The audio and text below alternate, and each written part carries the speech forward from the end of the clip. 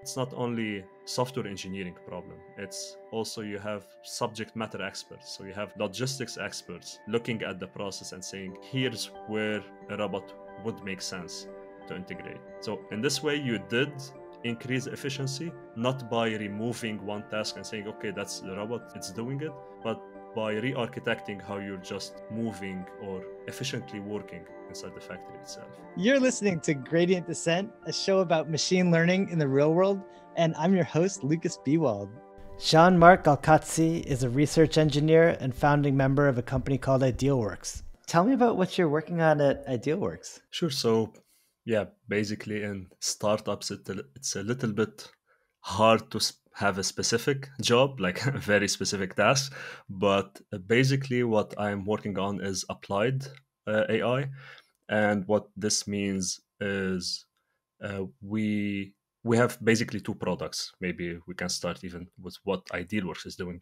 So we have two products. One of them is our smart transport robot, which is an AMR. We call it the IW Hub. And sorry, what's an AMR? What's an AMR? So imagine it as a small robot which can drive autonomously inside your factory or maybe even outdoors. You can find outdoors AMRs also. And it can take decisions on its own for its navigation in a known environment or even sometimes in unknown environments. And basically, the task of our IW Hub, the AMR, is to transport objects inside the factory from one place to the other and do it autonomously. Mm-hmm. And once you have multiple of those in the same factory, you're like, okay, how do I coordinate all this work? Because even if you get human level intelligence on the robots, you still need rules. You still need rules to just avoid chaos. And that's where our AnyFleet software comes in, which is a fleet management system. And what we call a fleet is just a group of our AMRs in this case. And where do we find the use of some AI tool or AI solutions? Could be both on the robot itself, some edge AI, which is common, I guess, to listeners of your podcast. Everything related to computer vision, to even RL for navigation or for movement and control. But you can also find it on our fleet management system. And on the fleet management system, it could look more like the operations research aspect more than models being just deployed and trained to control the robots. So yeah, it kind of sounds like a classic optimization problem from from way back, right? To manage a fleet of robots. Exactly. Like sometimes boring solutions are the ones that work best in production environments. So are these robots designed for like a specific factory, or are you selling general purpose robots? Like how does that work? Yeah, so basically they are designed for indoors factories. So that's for first case. But we don't design them for specific kinds of factories. So we have now external customers, which are warehouses, where the main tasks of a warehouse is just delivering objects inside the warehouse itself and packaging them in a specific way. And we have production lines. So, for instance, Idealworks is 100% owned by BMW Group. And that's where the project initially started at BMW Group. And that's why we have a lot of factories building cars where our robot is actually helping in this process. And you can see multiple kinds of dynamics that you can find. So a warehouse dynamics is a bit different than a production line dynamics in this case. But they are similar enough for the robot to be able to act and take decisions correctly in both of them. And are humans putting the objects on the robot and then they travel around, or how do things get on the robot? Yeah, nice question. So our robot is basically like a rectangular shape, and it's very low on the ground. So what it basically does, it drives under a specific object and then lift it up and then moves around. And is this like a big box, or what kind of objects should I be imagining? Yeah, you can imagine it. So what we call a dolly basically is a rectangular metallic shape with four wheels, and on top of the shape you can put whatever you want. And this uh, gives some flexibility on the types of objects you can like carry around, because as long as we can go under this dolly, we can carry the object itself. But actually, it's kind of a special shape that you can drive under, right? Like, do you have some kind of custom thing that lifts an object off the ground where the robot can get underneath it? If the object is directly on the ground, we have specific, I would say, custom blocks that we can sell our customers, where they can put them. Let's say if they have a wooden pallet that's like directly on the ground, we can sell specific, specific objects where you can put on the pallets on top of them, and then you can drive around. Like you can be able to lift up the pallets easily in this case. And I guess are these actually like deployed in real factories? Could I go see one driving Yeah, around? of course, of course. So, uh, like last time, Chris, I guess, was at our company, and we didn't have the chance to show him the robot directly. But of course, we have robots driving already at BMW. So we have multiple factories inside BMW Group where our robots are already moving around. And literally, as we speak now, some robots are just moving objects around and then delivering them while keeping the logistics process efficient. And can the robots really freely move? I feel like I've been at factories where there's like specific lines that the robots drive on to sort of separate them from the humans. Or can they really like navigate Mhm. anywhere in the factory? How do you do that? Yeah, that's actually a very good question, because in factories, especially in Germany, you have very specific rules on how you can drive or where you can drive.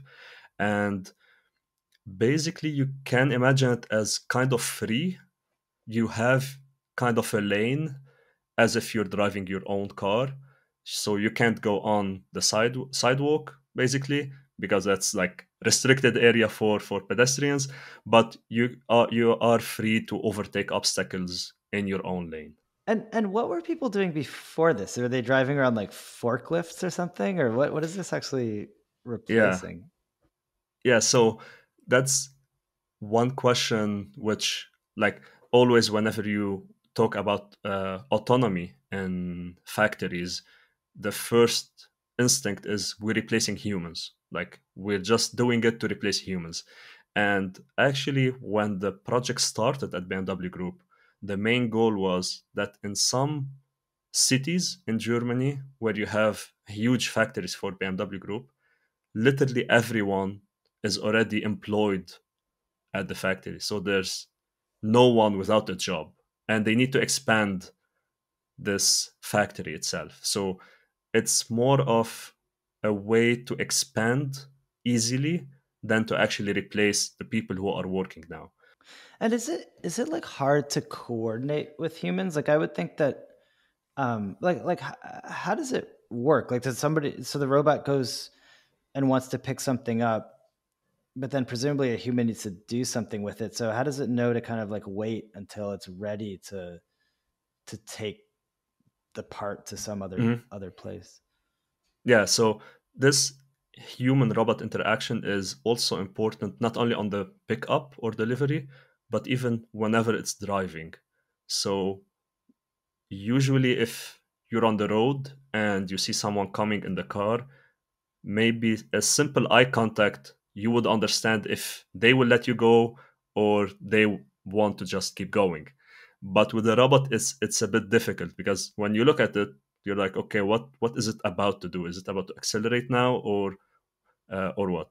So we have some kind of lights on the robot itself to give some kind of visual feedback for humans to understand what it's about to do.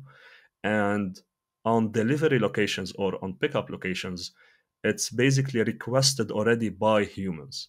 So you can imagine, as you have a production line and you have like a huge stack of objects that you're taking and building the car, putting the objects inside, and then at one point it's empty. So you click on what we call a call button, which will call a robot to come in, and it will actually call two robots. So the first one will come in and take the empty one out, and the second one will come in with a full one. And that's how the process keeps going. And it's either requested directly by humans or by warehouse management systems, which are optimizing the flow of objects in the factory already. And so, what are some of the surprisingly hard things about doing this? Like, I'm imagining when you sort of dream up this plan and then you deploy it, there's a lot of things that I wouldn't think of as problems that turn out to be problems. Like, can you give me some examples of those things?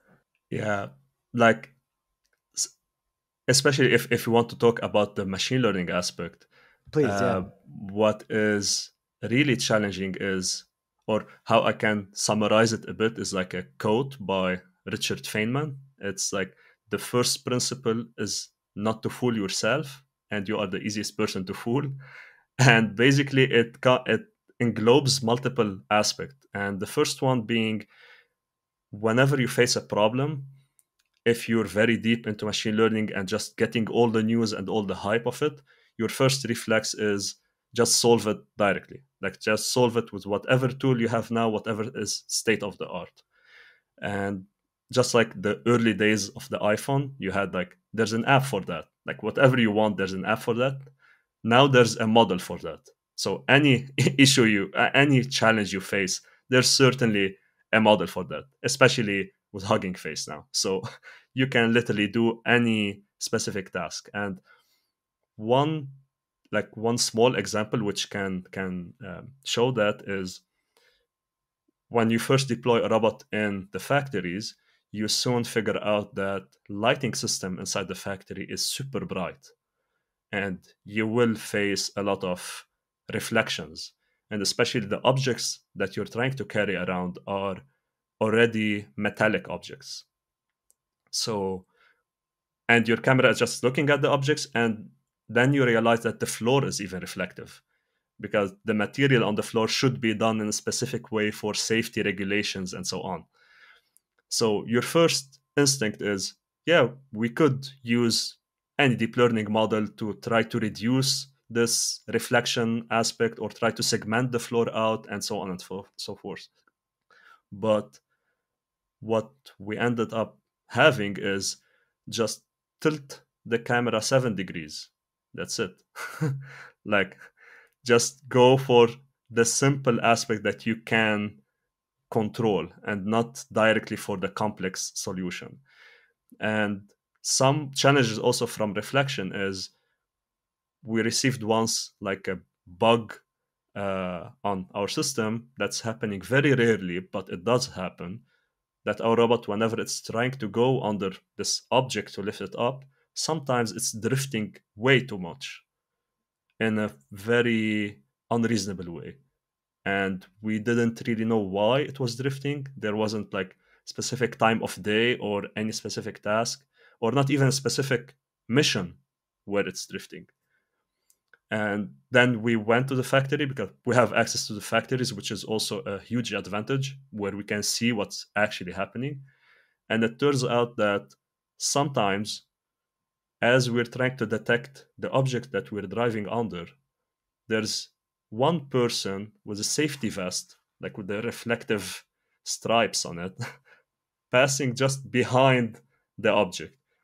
And then it's causing all this reflective aspect, and then we're not detecting where we should go in, and it's drifting a bit. So such edge cases like show up even more and more whenever you deploy stuff.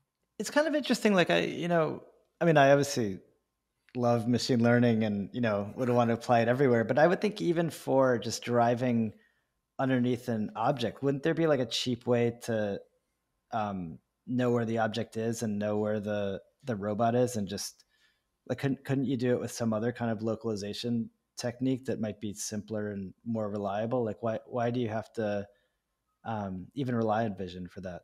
Mm-hmm. Yeah, so, and that's amazing question, because there are so many ways that robots are trying to do the same exact task. And if you're trying to simplify the problem, why should I even do all this vision aspect or vision processing on edge. And it turns out that some objects, like chargers, for instance, are very fixed in the ground. They have their own electric system and they can't be really moved around. So whenever you're trying to go under it, even if after a long period of time of driving, the robot could drift a little bit in terms of localization, whenever you reach this object, you can somehow understand exactly where it is. It's not really shifted from where it should be. But whenever you have dollies, those are sometimes pushed by humans and or rotated by humans. And this could be up to half a meter off the actual location where it should be. And then when you reach the location, you should know, like, is it the one that I should go under, or is it actually the one next to it? And such aspects could need a bit more of processing on edge to do it. Now, some people may argue with the fact that you could put QR codes or like any aspect for localization. This turns out to be, it is a cheap solution first, like actually printing them out, but at the same time, the tearing of it, like with time, will make you try to replace them, and you could have thousands of them per factory. So looking at the problem from a more long-term perspective, it makes sense to put more effort now into a bit more autonomy on the robot itself in this task. Mm-hmm. And so do you also use simulation? Yes, we definitely do. So uh, it's we started first, as I said, in Omniverse, but we had even simulation environments way before. And then once NVIDIA jumped into the equation, we're like, okay, that's really good from a physics perspective and from being realistic enough. So as I But said, what does simulation do for you? Is it like testing scenarios or testing what a new version of your robot is going to do, or how does simulation fit in? Mhm. So we have multiple aspects where simulation could be useful. First one is whenever you're trying to test one isolated behavior of our robot, we can test that directly in simulation. So as we said, the docking aspect where you're going under a specific object and seeing if shifting it left or right or rotating it could affect it negatively. This can be tested on its own, but at the same time, the fun part is testing more complex scenarios or stuff that you can't really test in the real world. So, for instance, what would our robot do if a forklift just dropped in front of it suddenly? Like, how would it behave? So, we could test that in our simulation environment. And what we did is, whenever we found this need for testing such scenarios, you can imagine them as like driving tests. So if they pass the driving test, that's fine. You can keep going. And we were inspired by the Carla simulator for autonomous driving, and they had some kind of scenario definition. So you can define what you want to happen in a simulation environment, so it can be automatically run on with your robots. And we adapted that for factory settings and for AMRs. And now we have our own kind of language where we can say, send this robot from this location to this other location. And while it's driving, just make a forklift drive around randomly, delivering objects, and let's see what happens in the scenario. Interesting. And so when you go to work, like what are you thinking about improving? Like what are the like what would a new version of a robot have? Like what are the main metrics that you're working on optimizing? Mm. So what we focus on a generic level, let's say, is the total efficiency of the factory itself. And sometimes this is translated into either features for the robot itself in driving smoothly or docking under objects faster and so on, or it can be translated into task assignment or scheduling or route finding from the fleet management system. And the main focus is how can we reach a higher throughput and be safe whenever delivering all objects in the factory. Because that's, from a logistics perspective, those are the priorities. You have to deliver everything on time. Like at BMW, there's this just on time, just in sequence. So everything should be exactly delivered at the time it should be delivered in and in the sequence it should be delivered in to have the whole workflow efficient. And we try, as I said, to not fool ourselves and say, whoa, that's a nice segmentation model. Let's put it on our robot and understand the word. But if it's not really driving any return on investment for our bigger goal, it's just a gimmick in this case. So we try to always connect it with what will improve the efficiency of the factory. And and how do you predict how much it's going to improve the efficiency of the factory? Like, are you able to simulate the whole factory in software before you put something live? Mm-hmm. So we have one of our, I would say, biggest experiences in the simulation started when we simulated a full BMW factory, and that was also showcased in one of the GTC uh, keynotes by Jensen, even showing exactly how Omniverse helped in simulating a full working factory from BMW Group. And what you can see are literally even humans moving around, like doing basic tasks, but actually being in the environment. And in such situations, you can deliver a specific robot and see what will happen. Uh, but I always like to have, or like to say that 3D simulations and high fidelity simulations have their advantages, but we always also need 2D fast and largely scalable simulations, because one of them is helping the intelligence of the robot itself and being realistic enough from a vision perspective and navigation and so on. And the second one is helping in the coordination aspect. So whenever you're trying to use simulation or create a simulation environment, it should be scoped around the metric you're trying to improve. So what are you trying to test now? Are you trying to test the high fidelity and the behavior of your robot in high fidelity environments? Or are you testing, or regardless of that, considering a perfect behavior of the robot, are you testing now the coordination or the assignment of tasks and scheduling of tasks?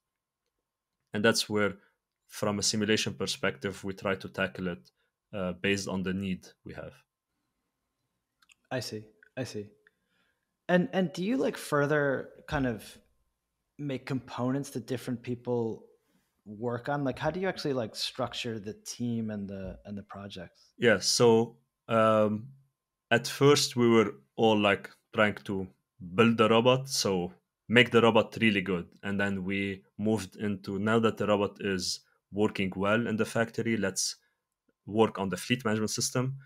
And at this stage, we are split into, I would say, for each team. So from the any fleet aspect of or fleet management aspect, we have the software engineering or back-end services, which is connecting to warehouse management systems, making all the integrations possible, getting all the messages from the robots, because you can imagine that every robot should report what it's doing to the fleet management system. And in our case, it's at the 1 hertz frequency. So every second you get one message: I'm here, that's what I'm doing. I'm here, that's what I'm doing. I'm here, that's what I'm doing. And that's what the fleet management system tries to ingest. And part of it is also from this AI perspective. So how can we optimize the flow, knowing what's happening now? How can we optimize the flow moving forward? And you could potentially even have machine learning approaches, not only operations research aspect, in terms of traffic prediction or predictable or predictive maintenance, in a sense where you can understand that one robot has a battery which is potentially draining more than it should. in a specific sense. So you can directly look into that. And so that's how we try to split this workload on the cloud part. And on edge, it's also split into the robotics aspect of it. So robotics engineers writing the software itself. And there is also AI on edge, which is focusing on the vision aspect or navigation aspect also on the robot. We have the hardware team. Uh, Usually they say like it's all software. Hardware is already solved. It's all software, but hardware is here just to make your life harder. That's that's exactly what it does for robotics, and there's also the safety team. So we have one team specifically focusing on the safety aspects because, as I said, in Germany you have specific regulations you have to follow, but our customers are not only in Germany. So we have customers in France, in Spain, in England. So multiple countries have different regulations that you have to follow or certificates that you have to get for your robot itself. And that's what our safety team focuses on. And I mean, I would imagine there's a huge project to do like testing and simulation too, right? Like, how does that fit into that? Yeah, so that's where our simulation team. So our simulation team, from a simulation perspective, we have the people writing the code to enable all the scenario definition and enable multiple robots in the same environment, which is also a collaboration always ongoing with NVIDIA regarding this topic. And a second aspect is industrial designers, because you could put all the robots inside the factory, but you need to really model the factory. And in a sense, you need the objects to be as reflective as they are in the real world and to look as big as they are in the real world. So dimensions and textures of objects and how they interact with light, and if you hit it, what happens whenever you hit a specific object.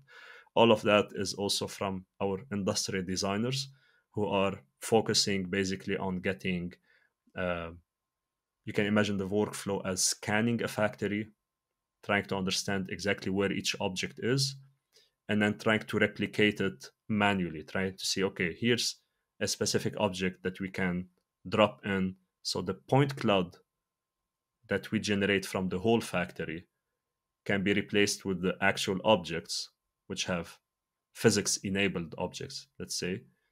And this final simulation can be used by the robots to drive around and interact with it. I see. So every factory that you go into, every new factory, you try to really like simulate like all the lighting and It's not objects and all that. necessary. So it's not necessary. Yeah. So whenever we start, we try to start in gradual steps, and usually some customers request it. So it is one of our offerings, I would say, that we can scan the whole factory, because it doesn't only help um, in testing our robots, it also helps them in managing their own factory. So they can see everything. They can move objects around and they see, oh, that's better. That's more efficient this way. Let's do it.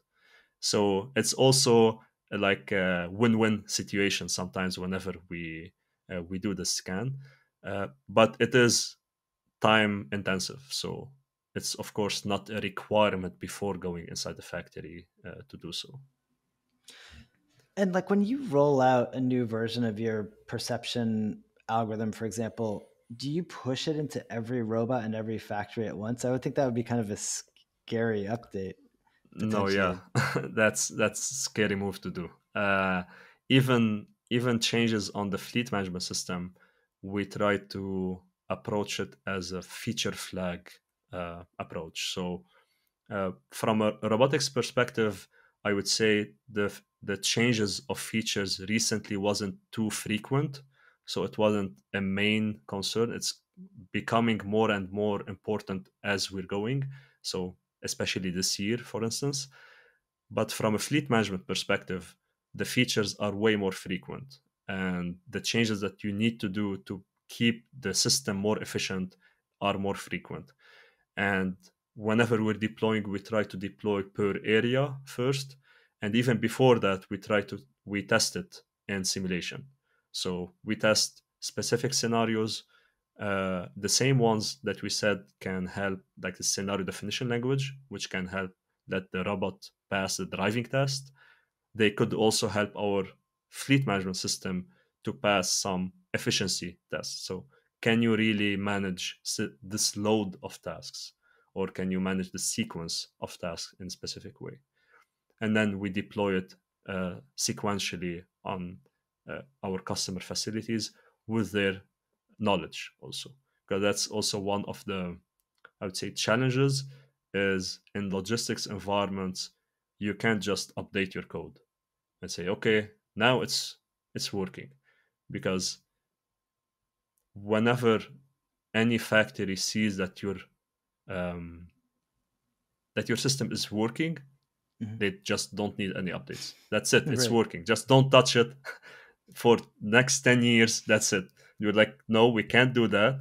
And then there's always a back and forth on when the update will happen, and we need to give them time to prepare, kind of more mental preparation more than actual Really? physical preparation, because change is very hard to be accepted in logistics environments. Once it's running and it's running well, they don't need updates because they're afraid any downtime is very critical. That's why. So everyone is afraid of any even 1 minute of downtime, and that's why they just want to keep it as it is. Well, I suppose why do you then do updates if the customers don't want it? I mean, couldn't you, if it's working, couldn't you let the robots run forever? That's one way of looking at it, yes. But at the same time, we would be handling many versions of our own app. So Hmm. you would, Yeah, I in this understand case, that. have, Believe me. yeah. So that would be a huge mess in trying to manage all of it and trying to keep developers focusing on old bugs for old systems working for just one customer who doesn't want to update ever in their lives. And that's why we decided to be a more dynamic approach to it. And even from our side, our whole system is running on the cloud, so it's even easier for us to do the updates, because usually in logistics environments you can have more of on-premise servers, and then you just deploy hardware stuff and they have to see what's happening, and feel confident that okay, that's the fleet management system, that's it, that this box sitting in the corner, that's our fleet management system, don't touch it, it's working. But now we're taking a bit more modern approach to it, saying, okay, you have to accept it's a transition phase. So it's still hard with some customers. Some others are really open to it, and they're like, yeah, of course, we want to try it. We want to be even beta users, so try even newer features before anyone else. But yeah, it's more of an educational transition phase. So when I've gone into car factories in my life, I actually haven't seen robots moving things around, but I've seen like lots of robots kind of like doing different things and manipulating and welding Mhm. and all that. Like, do you think about adding capabilities to like manipulate the world you're in? Maybe like, you know, have arms that you know, pick stuff up or modify the objects? Uh, for the moment, we're focusing on moving robots, like moving parts inside the factory, so AMRs or even AGVs, which What's an could be moving. AGV? It's, let's say, a simpler version of an AMR, and its autonomy is a bit more restricted. So you can imagine it as robots driving on a specific magnetic line. So if they see any obstacle, they just stop. There's proximity sensor, they just pause and then they keep going. So the autonomy is a bit more restrictive on an AGV than it is on an AMR. And we try in our any fleet, that's where the name came from, to be able to manage any fleet of robots in this case. Now at BMW, we have a lot of like robotic arms, as you said. They are used for welding, and you can see them in even cages, like for safety purposes. Like they have four robot arms. One of them is like holding an object, second one is welding it in place, and so on. But usually there's Uh, not like intelligence there, right? They're just completely scripted what they do, right? Or yeah, am I wrong about that? yeah. Most of the time, it's completely scripted because uh, you need it to be as fast as possible, and there's no intervention or interaction with any human. So every task is just repetitive, exactly the same, uh, enclosed, even physically, is limited in this physical space. And what you can see basically is, uh, or where our robot comes into play, is whenever those robots finish welding and finish specific object and put it aside on specific dolly, we are the robot which comes in, lift it up, and go deliver it to specific locations. That's how the integration is happening for now. And so do people with factories come to you and say, "Hey, I want you to automate my factory"? Is that how it works? Like if I was manufacturing something, could I say, "Hey, um, can you make my factory more efficient"? Uh, it goes both ways. So sometimes we see specific factories which can use our help, and we try to approach them, or we can see it in logistics conferences, for example, whenever you have demos of robots, clients going in and seeing, okay, which robot could support in my process. And we always try to show the customer exactly how the robot could behave in their own environment, and try to study this use case on its own. Because as much as we would like to have it as a plug and play, like here's a robot, it will just work, it will improve your process, it's usually not that easy. So just like whenever you're talking about machine learning, it's not like always the solution to any problem, because whenever you have a hammer, everything looks like a nail.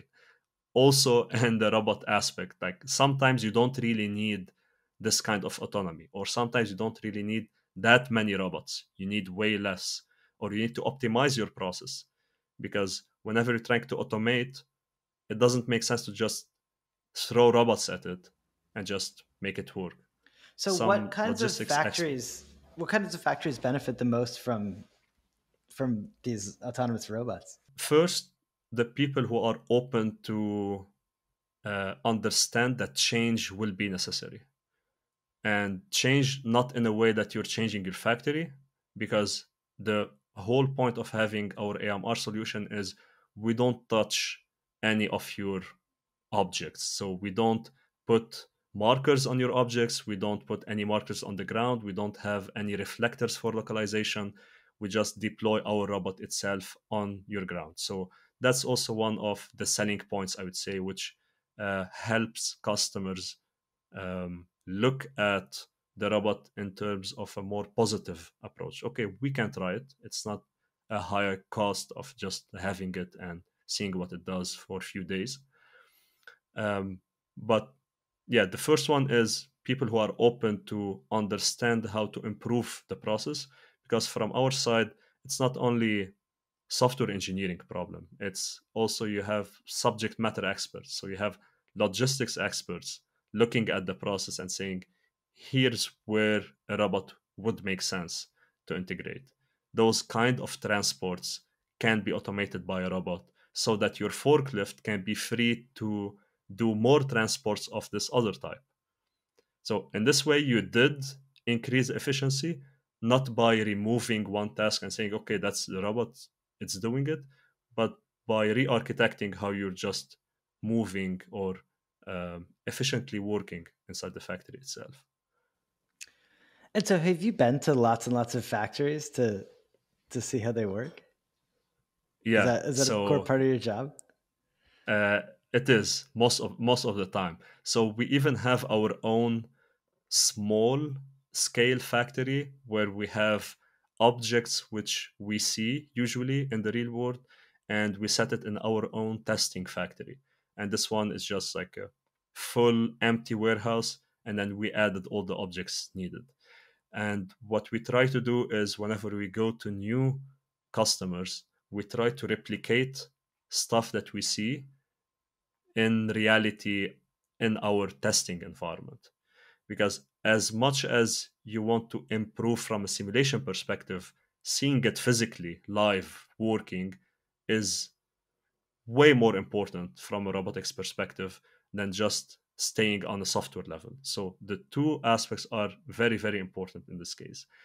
And the more you see the problem and you see a factory, you can um, like dissociate between or differentiate between what the customer would like or is asking for and the actual problem the customer has. And those are usually not the same most of the times because the customer is most of the time reporting a symptom, not the actual root cause problem. That makes sense. I mean, it sounds really interesting working in the real world. Like I imagine like each factory has like a new a new surprise or challenge. Always, always, yeah. And one thing we noticed is you were tweeting a lot about kind of time management and kind of optimizing code for kind of long term productivity. Do you have any thoughts there, especially around machine learning code and making sure that it's kind of like maintainable and developer productivity stays high? Yeah, that's, I would say, one aspect which is taking more interest recently in the ML community, which is whenever, or like the code quality itself, but also software engineering best practices. Because having more and more tutorials of machine learning is both a blessing and a curse. Because now you can write everything in 2 lines and it works, and the bad part is you can write everything in 2 lines and it actually works. But how well can you extend that whenever you're working in a team? And how well are you really um, using some software engineering best practices whenever you're doing this development? And basically, there's nothing very specific that's like I would say like focus on this or that, but as a general idea, whenever we're approaching a problem, uh, or my personal preference is having faster iteration cycles, whatever the problem is, the faster you can experiment and see what gets out of it, and then experiment again and see what gets out of it. So, which most of the time, for example, in machine learning aspect, we use weights and biases sweeps, which is awesome to just look at and see, okay, we know for a fact that some, like for a rule of thumb, we know such parameters would make sense. Which combination it is, you have two choices. Either you have the compute and just try it out, or you can go into the theoretical aspect and try to really figure out which combination would make more sense. If you have sweeps, you can have faster iterations. So you can literally just see it in front of you. Okay, that's exactly what's happening here, and act accordingly. And it's the same from a software perspective. So whenever you're writing code, how fast can you see your changes on the robot? Or how fast can you see your changes on the fleet management system? The shorter this period of time, the harder the problems you can solve. And the second aspect is avoid the bias of uh, looking at what you would like to see.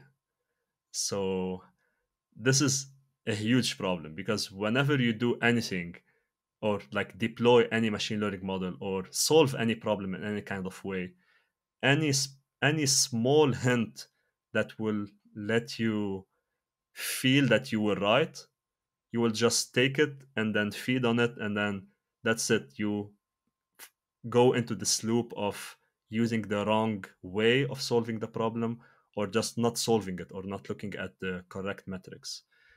So the faster iteration cycles and not fooling yourselves and not fooling yourself are two, I would say, aspects in general to look at from a development perspective.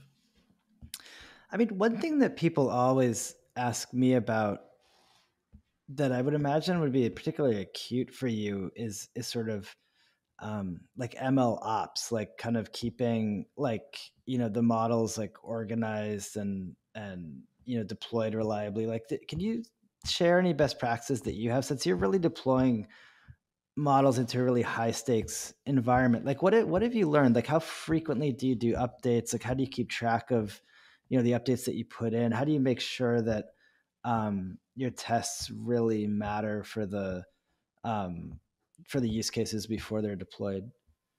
Mhm. So, given that now we're still early on the stage, I wouldn't say that we're experts or we're doing it in any best practice way, but at least from the challenges that we may face whenever we're doing so, is what. So, from a data perspective, one aspect which is positive of for having factories is you usually see the same stuff. So some objects have are a standard. So specific boxes are the standard boxes for putting this type of objects. So you would see the same box everywhere in any factory in Germany. Anyone using this size of boxes would be exactly the same, for example, or same color. And from this data perspective, uh, whenever you're training a model and you want to keep track of which model was trained on which data, given that at the same time we're generating synthetic data from our simulation environment, and then keeping track of all of that is one of the challenges, or one challenge that you may face in this case. And the second one is whenever you're deploying to uh, whenever you're deploying anything to a robot or to any system in particular, keeping track of a metric which will let you know if it's better than whatever you had before. Because still in your evaluation process, you can't face all the potential edge cases, whatever your evaluation data set or evaluation scenarios in simulation is. And whenever you're deploying any code changes or to your system, deciding what is better in a specific situation is always a challenging problem. So because some of those metrics can only be seen after a specific period of time, and then you see degrading behavior versus the older version. And that's where, for example, in our fleet management system, whenever we're trying to deploy anything, uh, yeah, I can talk more about this operations research aspect more than the machine learning training. We try to deploy services in shadow mode. So what the shadow mode will do, it will literally take the same input as a normal service. It will take the decisions, but it will not execute it. It will just stop after taking the decision. And in this way, we can actually see the difference in the decisions being made. And whenever there's a difference, we try to understand this difference over time.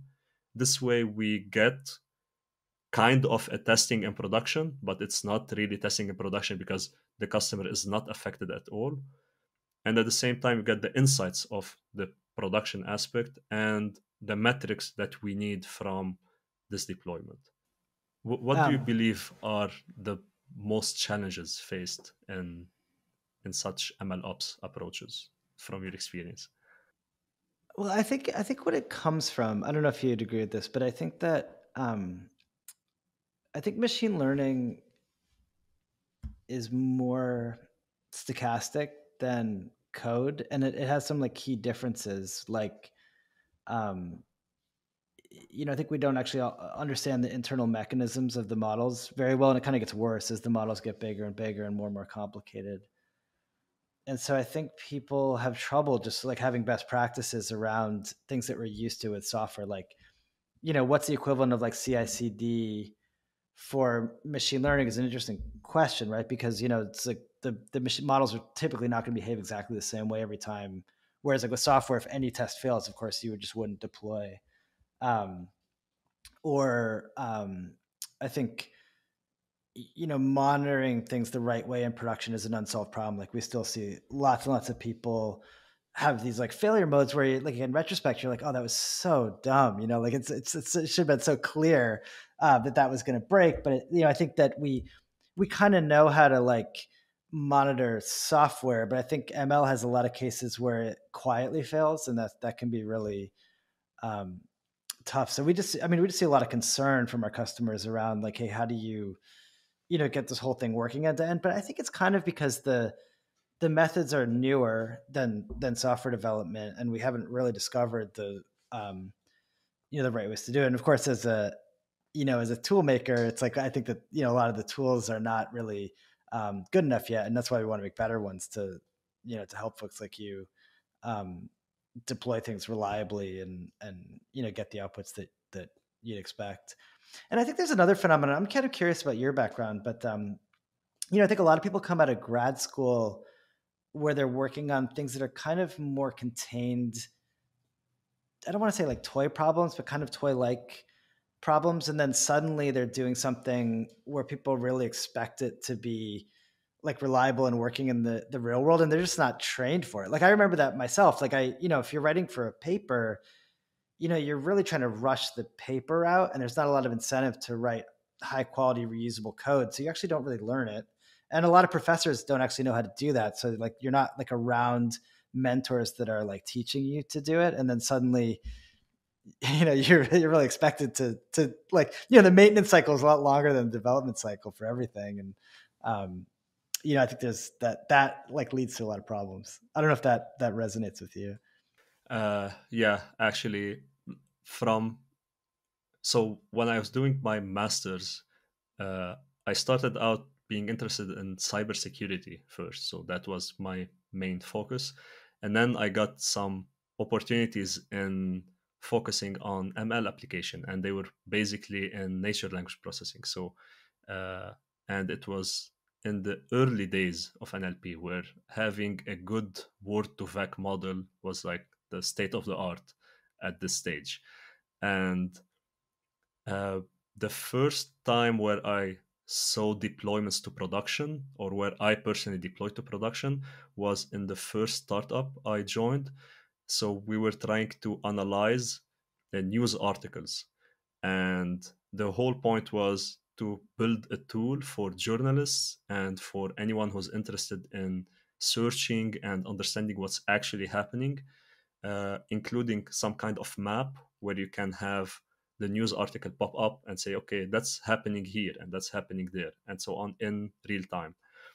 And deploying to production was scary at this stage. So whenever you deploy anything, um, for instance, our last feature was about incident detection. And the point was we needed to be able to detect incidents like stabbing, protests, any killing, or like natural disasters, and so on, before mainstream media. So just gathering it from all sources, from tweets, from news sources, from local news sources, local magazines from all around the world. And at the time, trying to understand, so in 2016 or 2017, it was still starting out where Spacey was like English and a bit of German, like early versions, and understanding very small text like tweets was very challenging. Even classifying them was very challenging. So whenever we deployed to production, I remember one funny bug at the time, which was so we're trying to detect stuff that are bad, like incidents and so on. And then one user reported that they are seeing one article or one tweet saying that um, donkeys kill more people than airplane crashes per year. And it was just like fact of the day tweet, but it was classified as an incident because there's killing and people and like I see. all Yeah, of it. yeah. So this aspect of deploying to production started at this stage, and then you start to see that whatever you're reading from research paper perspective, they are trying to push the theoretical aspect or theoretical understanding of the field further. But they are not telling you to just take it and go deploy it in production or deploy it in like anywhere. So whenever you're looking at research papers, you need to understand what they are trying to give you and not just take whatever is given and just go deploy it somewhere. So get the lessons learned from this paper and try to implement them in your application if it makes sense. And also take a look at the benchmark they are working on, because most of the time, yes, it's state of the art based on what compared to who explicitly, what's the actual data set. And that's where you can understand if it makes sense to integrate in your work or not. So as you said, those toy problems, you you always face specific aspects where you have toy problems, but I still believe they are very important in a research setting, because from a research perspective, as I said, you're trying to improve your understanding of a problem or understanding of how it works. So you need to drill down the constraints and, let's say, have a grid word. So it's not a free space. You can just up, down, left, right. It's small game, but it gets the essence of the theoretical aspect. Uh, the problem happens when people consider state of the art on a game equals state of the art in production, and this is where it's messed up. Yeah, I wonder if you have any thoughts. As you were talking about factory robots, I was thinking about visiting my friend over Christmas, and she had one of those Amazon robots that kind of drives around her house, and she was like pretty Yeah. impressed with it, but I was kind of looking at it, and it was like a pretty. I mean, compared to what I thought we might have when I was young, it really can't do Yeah. that much. I hope no one from Amazon's offended. It's a kind of an amazing thing that they've shipped something, but still, it's not like it's like washing my dishes or anything like that. I'm kind of curious if you think some of this technology could be repurposed for consumer applications, or how far away we are from useful consumer robots. Uh, yeah, I like to think about this problem from a video. It was, I believe, a talk by Professor Amanda Prorok. She works on multi-agent multi-agent robotics, basically, and she showed hundreds of small robots, tiny robots, going around and making the word of the lab written on the ground. And then she said, "Look how amazing it is." And but the catch was, it was a video where it was already written on the ground, and then they drove randomly and they played the video backwards. I see. I So see. and the main idea was that from a hardware perspective, it's kind of solved, like the behavior itself, like moving whenever you know what you should be doing, moving towards your goal is solved in some sense. And the same aspect, I believe, happened also with uh, like humanoid robots, where you have robotic arms doing the dishes and doing all kind of stuff inside the house, and then it turns out to be a human controlled robot. And I like this example because it shows where the gap is, and the gap is in the software aspect from this planning perspective. So whenever planning and control, of course. And we see, for instance, control and Boston Dynamics videos. So 2 days ago, it was just running around, throwing a bag for someone, and then doing a front flip just to showcase how good they are from a control perspective. But I believe from a consumer point of view, it depends how complex you want your object to be, your robot to be. So, do you really want a robot with two arms walking around in the house doing stuff? Because it could be simpler. Some stuff could be simpler. Now, how far are we from having such a robot?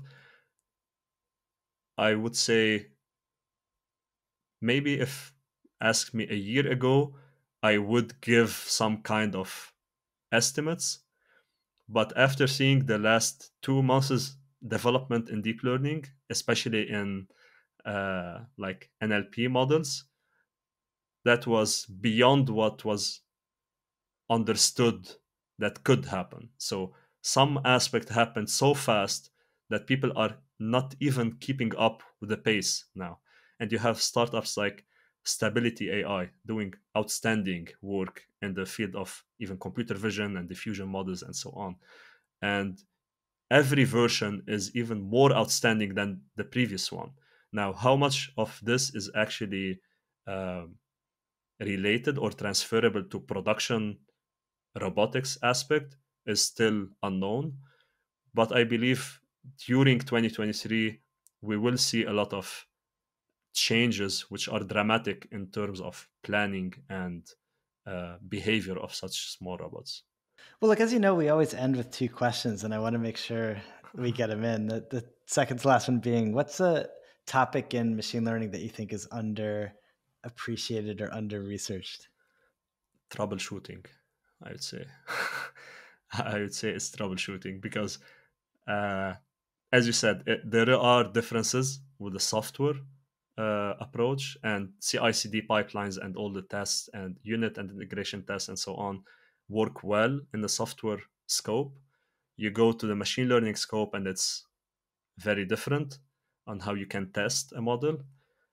Troubleshooting is even worse in this case because there's no real feedback. There's no I'm not working here. It just fails. And it feels like whenever you're deploying any model, what you're trying to do is not make it outstanding, but what you're actually trying is whenever it fails, I hope it's above average. Like whenever it fails doing what it should do, I hope it's still good enough.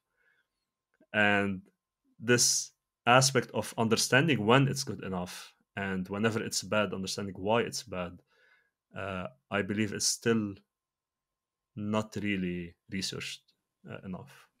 I like that answer. No one's given that before, but I like it a lot. And then our final question is, for you, what's been the hardest part about going from, kind of a research-like model that worked to a production model that's actually useful in factories? The understanding that baselines are more important than having a state-of-the-art model whenever you start. And this works even in a software perspective, but from machine learning perspective, understanding what good means and what good enough means are very important whenever you're deploying or whenever you're switching from research to a production environment.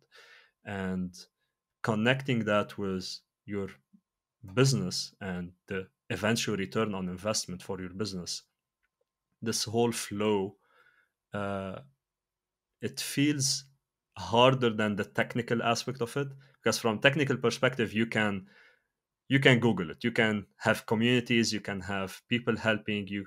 Some stuff are changing and are becoming way better now that you have way bigger communities helping each other in specific technical aspect. But understanding when and what to implement so that your company actually improves and actually gets this return in this whole flow, I believe that's one of the hardest aspects to get right, because it's very use case specific and company specific. Awesome. Well, thank you very much. That was a lot of fun. Really appreciate it. Thanks a lot. If you're enjoying these interviews and you want to learn more, please click on the link to the show notes in the description, where you can find links to all the papers that are mentioned, supplemental material, and a transcription that we work really hard to produce. So check it out.